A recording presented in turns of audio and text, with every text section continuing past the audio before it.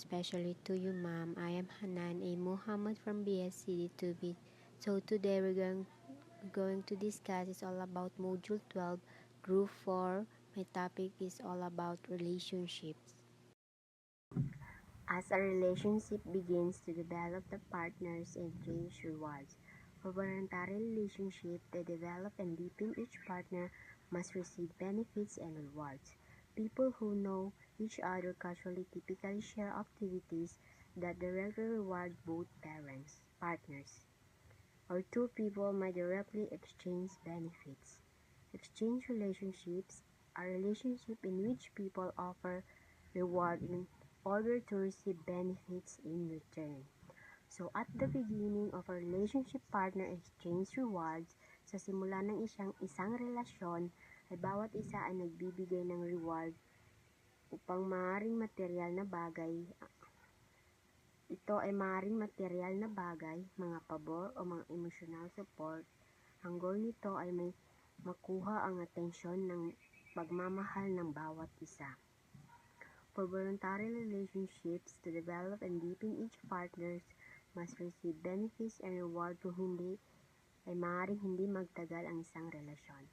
People who know each other casually typically isang tao na alam niya ang feelings mo o nararamdaman mo. Halimbawa nito ay paglabas para kumain o manood ng sine ay mga aktibidad na nagbibigay ng kasiyahan sa isang tao. Exchange relationships are relationships where people offer rewards to receive benefits in return. So halimbawa is ang isang kaibigan ay maaaring magbigay ng isang proyekto na kapalit nito ay ang pagtanggap ng tulong para sa future. Different kinds of relationship have different exchange rules. As a relationship develops, the rules about who gets what they emphasize concerns about what the self gets and start to reflect the growing importance of the other person. Change in how rewards are exchanged signal important transitions in the development and deepening of a relationship. So, different types of relationship have different exchange rules. May iba't ibang uri ang relasyon at patakaran. Example, ang mga relasyon ay sa pamilya ay may iba't ibang mga patakaran sa palitan kaysa sa mga relasyon sa trabaho. As a relationship develops, the rules about who gets what they emphasize concern about what the self gets and start to reflect the growing importance of the person.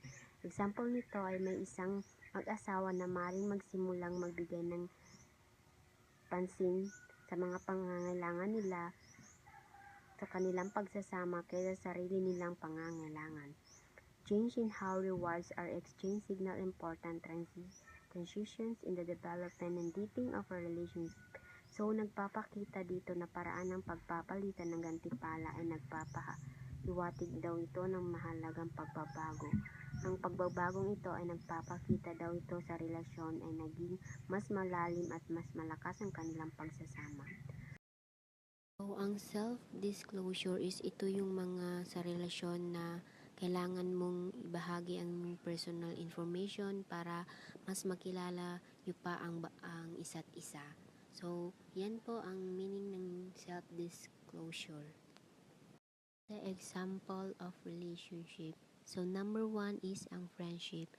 So, ang friendship is dito ay si Sarah at Emily ay isang magkaibigan sa mahabang panahon. Sinuportahan nila ang bawat isa at nag-share sila ng kanilang personal experience and nag-spend time together regularly. So, ang romantic friendship naman ay si John at Mia ay nasa isang romantic relationship.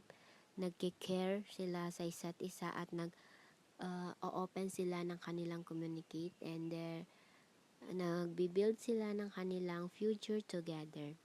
So, ang family relationship naman ay may isang nanay at anak na nag-share sa kanilang pamilya. Meron silang strong bond where mother provides care. Meron silang mother na nagpo-provide ng kanilang care, guidance, and mga emotion sa kanilang buhay at sinusuportahan nila ang kanilang anak. So, ang professional relationship naman ay si ito yung si Alex na may ka-worker na si James. So, nagkaka-collaborate sila ng project sa work. So, ina-maintain nila kung ano yung professional relationship sa kanilang buhay at ginarespeto nila ang bawat isa kung anong rules or working together ang ginagawa nila para ma-achieve nila ang kanilang goals. So, ang 5 naman ay teacher-student relationship. So, dito naman ay may si Ma'am Thompson, is a teacher who guides and instructs. So, dito po ay mayroong teacher na nagbibigay ng guide at instruct sa estudyante na para matulungan nila para matuto at magkaroon ng grow academically.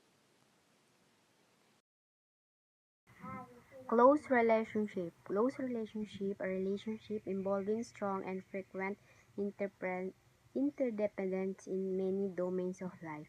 Interdependence in a relationship means that each partner thoughts, emotion, and behaviors influence the others. Love, thoughts, feelings, and actions that occur when a person wishes to enter and maintain a close relationship with a specific person. So, ang close relationship is ito yung halimbawa yung magkakaibigan, then close kayo, masyado din madalas na nagtitiwala kayo sa isa't isa, nag-o-open up ka sa kanya ng sikreto para magtiwala sa isa't isang aspeto ng buhay. So, ang pagtitiwala natin ay sa isa't isa ay kahulugan ng mga saloobin, damdamin at kilos nito na naapektuhan ng bawat isa. Love, thoughts, feelings na kilos na nagkakaroon ng matatag at tiwala ng isang tao.